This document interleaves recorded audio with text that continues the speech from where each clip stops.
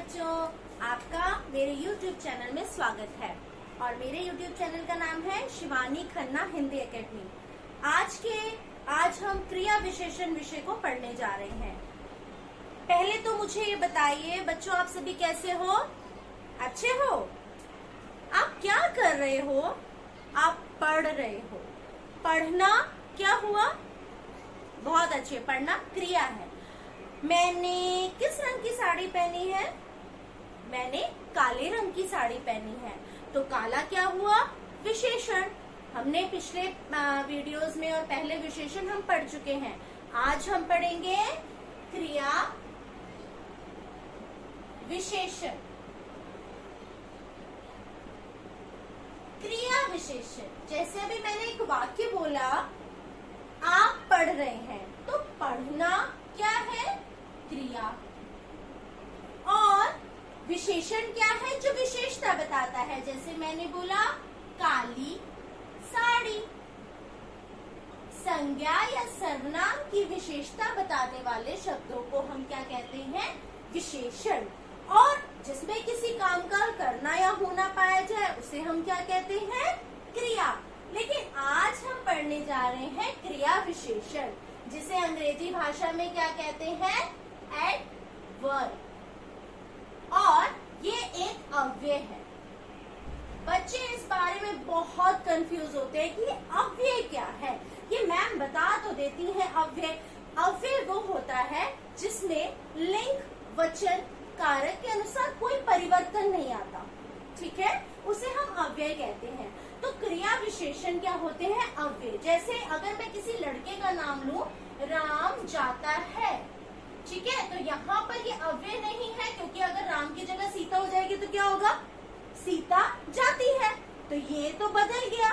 लेकिन अगर मैं बोलूं घोड़ा तेज चलता है, अब घोड़ा तेज चलता है, क्या घोड़ी यहाँ पे मैं कर दूं तो ये तेज का तेजी होगा? नहीं होगा। घोड़ी तेज चलता है नहीं होगा। घोड़ी तेज चलती है हो जाएगा, घोड़ा तेज चलता है हो जाएगा। लेकिन क्या इस तेज में कोई परिवर्तन आएगा? नहीं, बिल्कुल सही। इस तेज शब्द में कोई भी परिवर्तन नहीं आएगा। इसका अर्थ क्या हुआ बच्चों? कि ये तेज शब्द क्या हुआ? अव्यय। बहुत अच्छे। अब हमने ये समझा कि जो शब्द क्रिया की विशेषता बताते हैं उसे हम कहते हैं क्रिया विशेषण। क्रिया विशेषण के अलग अलग भेद होते हैं। अब आपको मैं कुछ उदाहरणों से क्रिया विशेषण को समझाऊंगी। जैसे बच्चा छत पर पढ़ रहा है। अगर मैं छत पर बोलूं, बच्चा छत पर पढ़ रहा है, तो बच्चा कहाँ पढ़ रहा है? बच्चा छत पर पढ़ रहा है। यानी ये एक तरीके से उसके पढ़ने की विशेषता को बताता है, उसके काम करने के तरीके को बताता है। ठीक है, तो ये पढ़ना क्रिया थी, लेकिन कहाँ पढ़ रहा है? छत पर। तो छत पर क्या हुआ? क्रिया विशेषण। अब बात आती है बेटा, हमसे पूछा जाता है कि कौन कौन से प्रकार के क्रिया विशेषण होते हैं और हम इसकी पहचान कैसे करें। क्रिया विशेषण मुख्यतः 4 प्रकार के होते हैं। देखिए, 4 प्रकार में यहाँ पे आपको लिख के बताती हूँ। क्रिया विशेषण कितने प्रकार के होते हैं? 4 प्रकार के। रीति वाचक क्रिया विशेषण, काल वाचक क्रिया विशेषण, स्थान वाचक क्रिया विशेषण एवं परिमाण वाचक क्रिया विशेषण। इनके नाम संभवतः आपने सुने होंगे, लेकिन हम लोग भूल जाते हैं कि किस में क्या, कौन सा, कैसे पता चलेगा। तो आज हम इसको बहुत विस्तार से, बहुत आराम से समझेंगे कि हमें कैसे पता चलेगा कि कौन सी क्रिया विशेषण हमें जब ढूंढने के लिए, पहचान करने के लिए परीक्षाओं में पूछे जाते हैं। बल्कि ये प्रश्न तो आपके यूपीएससी, DASSB सारी परीक्षाओं में भी आते हैं। और बच्चों की ये कक्षा 6ठी से स्टार्ट हो जाता है क्रिया विशेषण, जो हमारा टॉपिक है। लेकिन फिर भी हम कई चीजों को क्लियर नहीं कर पाते। तो आज मैं कोशिश करूंगी, प्रयास करूंगी कि आप लोग उसको समझ पाए। रीति का मतलब क्या होता है बेटा? रीति का मतलब होता है तरीका, है ना। काम किस रीति से, हमारे पहले समय में रीति रिवाज हम लोग आज भी मानते हैं कि हमारे ये रीति होती है, ये तरीका होता है। जैसे बहू जब बाहर जाएंगी तो हम क्या कहते हैं, साड़ी पहन के चलना, ये हमारी रीति है। तो इसको ध्यान रखिएगा, हिंदी में जो भी नाम दिए जाते हैं उनका कोई ना कोई अर्थ छुपा हुआ होता है उसी नाम में, उसकी पूरी परिभाषा उसके नाम में होती है। तो अगर मैं बोलूं रीतिवाचक क्रिया विशेषण, तो रीति का मतलब है कि काम करने का तरीका, और काल, काल तो आप सभी ने सुना होगा, काल आ गया, नहीं, काल मतलब समय, ठीक है, जो समय का बोध कराए। स्थान से, नाम से आप समझ रहे हैं कि जो स्थान का बोध कराए। और परिमाण, इसको हमने विशेषण में भी समझा था, परिमाण का अर्थ होता है मात्रा, ठीक है। तो यहाँ पर हमारे कुछ प्रश्न बनते हैं। देखिए, कैसे, रीति मतलब कोई भी तरीका होता है तो उसको हम क्या बोल सकते हैं, कैसे हुआ, कैसे काम कैसे हुआ। समय, अगर मुझे काल का बताना है तो मैं क्या कहूंगी कि किस समय हुआ, ठीक है, यानी यहाँ पे हमें किस चीज का बोध होता है, कब। यहाँ पर 4 प्रश्न बनते हैं, बहुत आसान तरीका है इसको समझने का, क्रिया विशेषण को। अगर आपने ये 4 प्रश्नों का समझ लिए कि क्या क्या बनते हैं, तो हम आसानी से निकाल सकते हैं कि हमारे वाक्य में कौन सा क्रिया विशेषण है। इसमें उत्तर आता है हमारे कहाँ का, और ये जो परिमाण है इसमें उत्तर आता है कितना का। यानी 4 प्रश्नों के आसान उत्तर हमें हमारे वाक्यों में मिलते हैं, जिससे हमें पता चलता है कि क्रिया विशेषण रीतिवाचक है, कालवाचक है, स्थानवाचक है या फिर परिमाणवाचक है। अब देखिए, आसान सा वाक्य मैं एक आपको देती हूँ। हाथी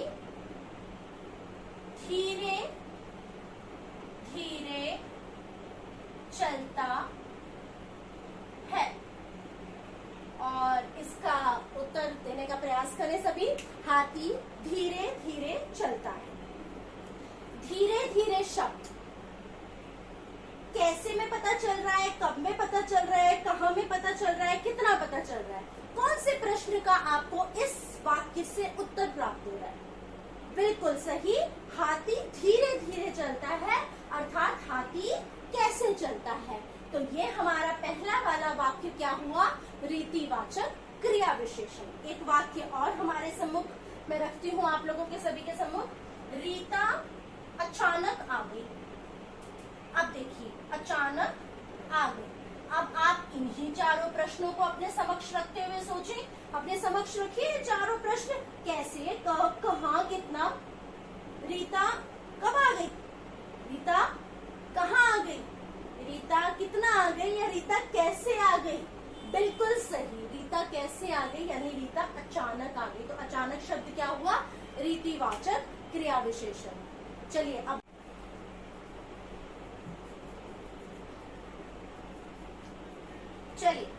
इसके बाद अब आप समझ गए होंगे। जैसे एक वाक्य और ले लेते हैं हम कि राम जल्दी जल्दी स्कूल जाता है, तो जल्दी जल्दी भी रीतिवाचक का बोध कराता है, ठीक है। तो जहाँ पे भी हमें इस कैसे प्रश्न का उत्तर मिलता है कि काम किस तरीके से हो रहा है, किस तरीके से काम किया जा रहा है, उसको हम रीतिवाचक क्रिया विशेषण कहते हैं। आशा करती हूँ कि पहला आपको समझ आया होगा, बाकी हम अभ्यास प्रश्नों से इसकी और अधिक अभ्यास करेंगे प्रश्न द्वारा। दूसरा बेटा आता है हमारा, बिल्कुल सही, कालवाचक क्रिया विशेषण, ठीक है। अब काल, जैसे कि मैंने बताया, इसमें किसका उत्तर आता है, कब का। ये किसका बोध कराता है, समय का। जैसे सीता प्रातः काल सैर पर जाती है। तो अब यहाँ पर आप देखेंगे, सीता प्रातः काल, तो किसका उत्तर मिल रहा है, कब जाती है। सीता कैसे जाती है, नहीं, सीता कब जाती है। तो सीता प्रातःकाल सैर पे जाती है, यानी सीधी बात है कि कालवाचक क्रिया विशेषण। इस प्रातःकाल की जगह अगर मैं लिखूं कि धीरे धीरे, तो आप बता देंगे फटाफट किसका है। वेल डन, बहुत अच्छे, बिल्कुल सही आपने उत्तर दिया कि ये हमारा हो जाएगा रीतिवाचक क्रिया विशेषण, ठीक है। एक और हम उदाहरण लेते हैं, जैसे प्रतिदिन, ठीक है।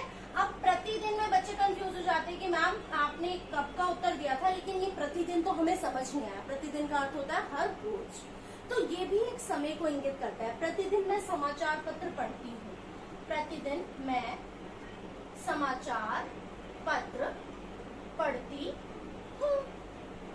अब प्रतिदिन मैं समाचार पत्र पढ़ती हूँ, यहाँ पर जो प्रतिदिन शब्द है ये मेरे कब को बता रहा है, ठीक है, कि मैं समाचार पत्र पढ़ती हूँ। कब पढ़ती हूँ, मैंने ये तो नहीं दिया कहाँ पढ़ती हूँ, कैसे पढ़ती हूँ, मैंने ये बताया कि मैं कब पढ़ती हूँ, मैं प्रतिदिन पढ़ती हूँ, मैं रोज पढ़ती हूँ, ठीक है। इसी प्रकार से कालवाचक के अंदर आपके बहुत सारे आ जाएंगे, जिसमें सुबह, समय, शाम को, हम शाम को गए थे, इस प्रकार के जितने भी आते हैं वो सारे हमारे किस में आते हैं, कालवाचक में, जिसमें एक समय का बोध होता है।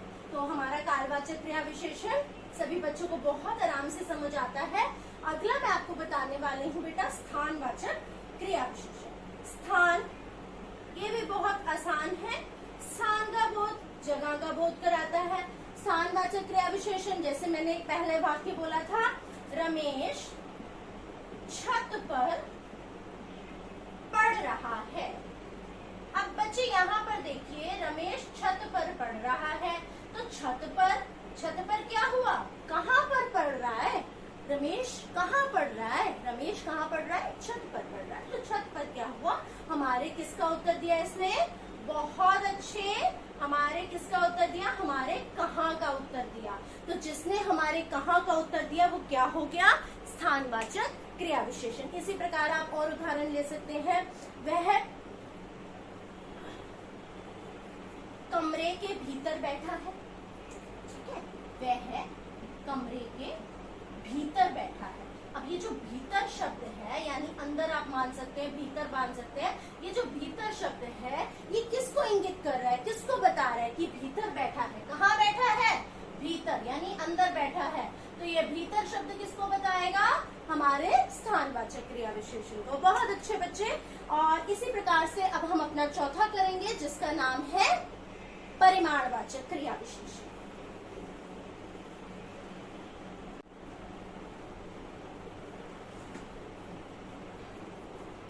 अगला आता है बेटा परिमाणवाचक क्रिया विशेषण।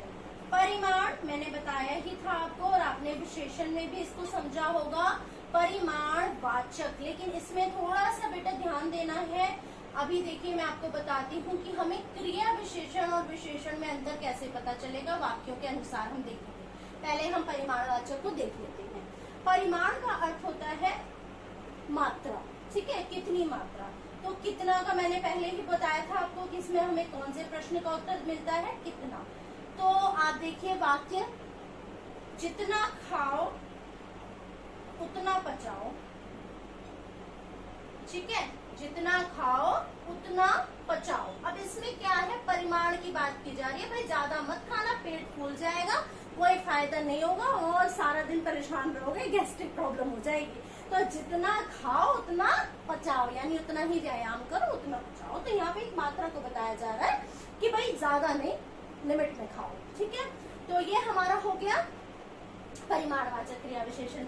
अगला एक वाक्य और देखते हैं बेटा। इसमें कुछ शब्द हैं जिनका आप ध्यान रख सकते हैं, जैसे थोड़ा, कम, जितना, उतना, ऐसे जो शब्दों का प्रयोग हम परिमाणवाचक में करते हैं।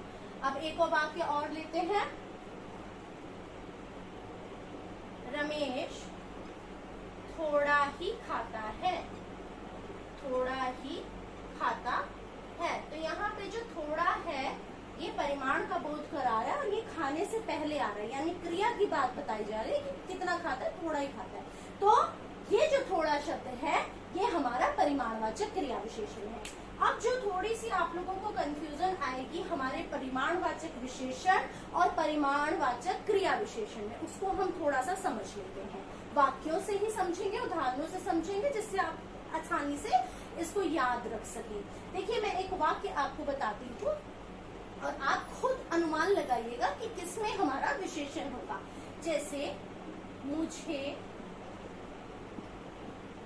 थोड़े रुपए दे,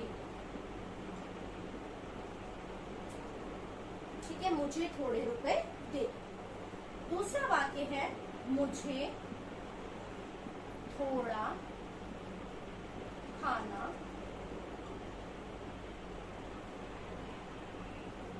नहीं, मैं थोड़ा खाना खाता हूँ। मैं थोड़ा खाना खाता हूँ। अब यहाँ पर ये जो दोनों वाक्य हैं, अगर इनको ध्यान से देखें, इसमें थोड़े थोड़ा ये ही शब्द आए हैं, लेकिन दोनों का अर्थ अलग है। क्योंकि यहाँ पर मुझे थोड़े रुपए दे दो, तो रुपए की विशेषता बता रहा है कि मुझे ज्यादा नहीं चाहिए, मुझे थोड़े चाहिए। ठीक है, तो यहाँ पर रुपए की विशेषता बताई जा रही है। रुपए जो है एक संज्ञा है जिसकी विशेषता है कि भाई मुझे थोड़े रुपए दे दो। तो ये जो हुआ, ये हमारा थोड़े जो है ये किसकी विशेषता बता रहा है? रुपए की, यानी हमारा क्या हुआ? विशेषण। लेकिन यहाँ पर जो थोड़ा शब्द आया, मैं थोड़ा खाना खाता हूँ, यहाँ उसके खाने की क्वालिटी बताई जा रही है कि भाई थोड़ा सा ही खाता है, ज्यादा नहीं खाता। तो ये परिमाणवाचक क्रिया विशेषण है। एक और उदाहरण से हम इसको समझेंगे। विशेषण और क्रिया विशेषण में अंतर करना बहुत ज्यादा जरूरी और बहुत ज्यादा समझने की बात होती है। जैसे देखिए, मैंने अभी आपको चारों बता दिए। काला घोड़ा तेज चलता है। अब देखिए, इस वाक्य में आप खुद देखिए कि कौन सा विशेषण और कौन सा क्रिया विशेषण होगा। ये काला शब्द किसकी विशेषता बता रहा है? घोड़े की, यानी ये संज्ञा है, इसकी विशेषता बताने वाला क्रिया विशेषण। तो ये काला क्या हुआ? विशेषण, गुणवाचक विशेषण। और जबकि तेज क्या है? इसके चलने की विशेषता। तो यानी ये क्या हुआ? कौन सा विशेषण हुआ? कौन सा विशेषण हुआ? जो भी वीडियो देख रहे हैं, जो भी मुझे सुन पा रहे हैं, एक बार प्रयास कीजिए और कमेंट बॉक्स में जरूर लिखिए कि कौन सा विशेषण हुआ। बिल्कुल, इसका उत्तर आप अपने कमेंट बॉक्स में मुझे रिप्लाई करें कि आपको क्या लगता है कि ये कौन सा विशेषण होगा। और उन 4 प्रश्नों को बिल्कुल ध्यान में रखिएगा। कौन कौन से प्रश्न हैं? बोलिए। कैसे? मैं सुन पा रही हूँ, मुझे पता चल रहा है आप क्या बोल रहे हैं। कैसे, कितना, कब और कहाँ। इन 4 प्रश्नों को अगर आप देखेंगे तो आप अपने सभी प्रकार के जो भी हमारे वाक्य आते हैं उनको आप आसानी से कर पाएंगे। आशा करती हूँ कि आपको मेरा ये क्रिया विशेषण का समझाने का तरीका वीडियो अच्छा लगेगा। और आप जिस भी टॉपिक पर, जिस भी विषय पर चाहते हैं, हिंदी व्याकरण में, हिंदी रीडर में, जिसमें भी पाठ्य पुस्तक में, 6ठी, 7वीं, 8वीं, 9वीं, 10वीं, 11वीं, 12वीं, किसी भी कक्षा के किसी भी पाठ के लिए अगर आपको किसी भी प्रकार की वीडियो की आवश्यकता है तो प्लीज कमेंट बॉक्स में लिखें। धन्यवाद। और मेरे चैनल को लाइक, शेयर, सब्सक्राइब करें। शिवानी हिंदी अकादमी।